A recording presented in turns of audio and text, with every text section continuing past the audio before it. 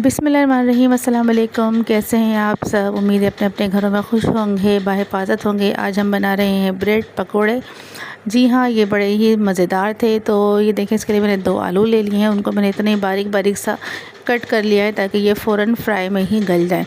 इसको वॉश कर लिया था मैंने 2 से 3 पानी से, और वॉश करने के बाद पानी से निकाल दिया था कि 1 कप कैबेज, 1 कप अनियंस है और कैप्सिकम तकरीबन हाफ़ कप है। इन तमाम चीज़ों को ले लें। हाफ़ चम्मच कुटी हुई मिर्चें, हाफ़ चम्मच पिसी हुई मिर्चें, हाफ़ चम्मच नमक और हाफ़ चम्मच डाल दिया है मैंने काली मिर्चों का पाउडर। अच्छी तरीके से मिक्स कर लेना है। उसके बाद इसमें डाल देना 1 कप भर के बेसन, और नॉर्मल वाटर से इसको हम पेस्ट बना लेंगे। उसको तकरीबन आधे घंटे के लिए हम इस पेस्ट को रख देंगे रेस्ट। तो ब्रेड ले लेना है, और ब्रेड को हम जो साइड्स हैं इसको हम निकाल देंगे, और इस तरह से चारों साइड हमने निकाल दिया है। और इसको अब कटिंग कर देंगे। तकरीबन 4 पीसेस में एक ब्रेड को हम कट करेंगे, और पीसेस की जो शेप है वो अपनी मर्ज़ी से आप अपने रख लें, जैसा दिल चाहे वैसा रख दें। मैंने इस तरह से कट किया था, और कट करने के बाद मैंने ये बैटर में डाल दिए बेसन वाले।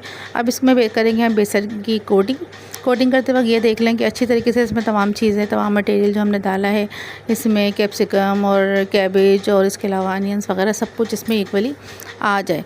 इसको हम फ्राई कर लेंगे इस तरह से फ्राई पैन में अच्छी तरीके से दोनों साइड से। तो जो मज़ेदार से हमारे ये ब्रेड पकोड़ा रेडी है। शाम की चाय में, सर्दियों की शामों में ये लुत्फ़अंदोज़ हो जाएं।